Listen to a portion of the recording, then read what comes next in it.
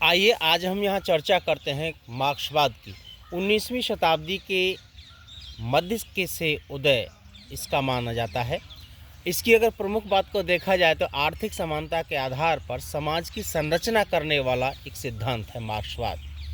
ये आप दूसरे शब्दों में समझ सकते हैं कि शोषक वर्ग के खिलाफ आवाज़ बुलंद करने वाली विचारधारा है, जिसके प्रवर्तक कार्ल मार्क्स हैं।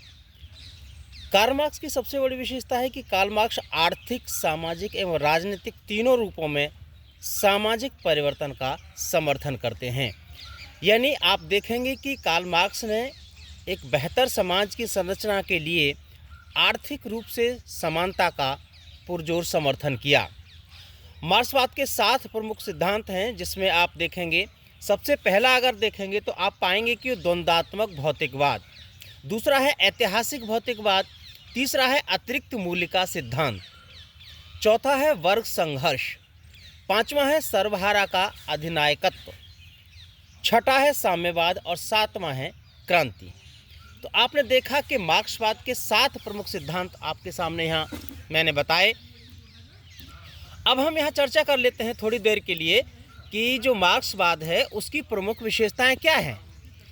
उसकी प्रमुख विशेषताएं की अगर आप चर्चा करेंगे तो सबसे पहला है वर्ग संघर्ष। कार्ल मार्क्स के अनुसार समाज में हमेशा 2 वर्ग रहते हैं, शोषक वर्ग और शोषित वर्ग। ये आज़ादी से पहले भी थे और आज़ादी के बाद भी, लेकिन आज़ादी के पहले का स्वरूप अलग था और आज़ादी के बाद का स्वरूप अलग है।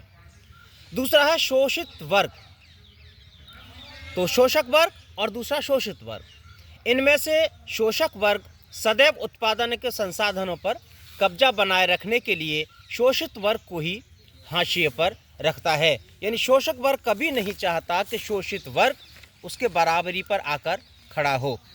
दूसरी बात इसकी है कि किसी समय की राजनीतिक विचारधारा इस बात पर टिकी होती है कि भौतिक उत्पादन कैसे होता है और उस पर किसका नियंत्रण है। तो आपकी समझ में आया होगा कि सारी कहानी राजनीति की टिकी होती है कि भौतिक उत्पादन किसका है और उस पर नियंत्रण कौन कर रहा है। इसी को ऐतिहासिक भौतिकवाद के नाम से भी जाना जाता है। तीसरा जो बिंदु है इसमें वह है आर्थिक सामाजिक असमानता का विरोध। यानी जब आर्थिक असमानता होगी तो निश्चित रूप से समाज में कुछ न कुछ समुदाय अलग हो ही जाते हैं। पूंजीवाद का विरोध करता है, यानी पूंजीवाद का पुरजोर विरोध करता है मार्क्सवाद। वर्ग विहीन समाज के निर्माण हेतु वर्ग संघर्ष अनिवार्य है। यानी कार्ल मार्क्स का कहना है कि अगर आपको एक वर्ग विहीन समाज बनाना है तो उसमें संघर्ष करना ही होगा। और सच भी है कि बिना संघर्ष के जीवन की कोई दशा और दिशा तय नहीं होती, चाहे वो संघर्ष वैचारिक स्तर पर हो या आपका भौतिक स्तर पर हो, किसी न किसी स्तर पर आपको संघर्ष करना ही पड़ेगा। कार्ल मार्क्स के सिद्धांत एवं विचारों पर आधारित है मार्क्सवाद। यानी मार्क्सवाद की जो धुरी है, जो उसका जहाँ वो टिकता है, वो उसके सिद्धांतों और विचारों पर आधारित है। कार्ल मार्क्स अर्थशास्त्री और दार्शनिक भी रहे, इसलिए जाहिर सी बात है कि वो फिलॉसफी की भी बात करते हैं और अर्थशास्त्र की भी। मार्क्सवाद के अनुसार यह है कि सामाजिक परिवर्तन आर्थिक वर्ग संघर्ष से होता है।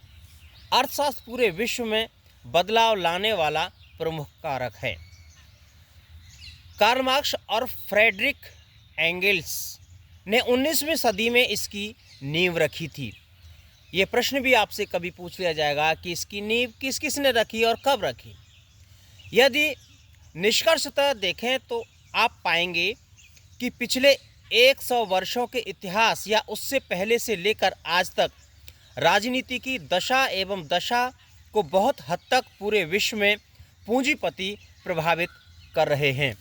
तो आपने देखा कि कार्ल मार्क्स किस तरह से आर्थिक समानता पर बल देता है, क्योंकि आर्थिक समानता होने से समाज में बहुत सारे बदलाव स्वतः होने लगते हैं। धन्यवाद।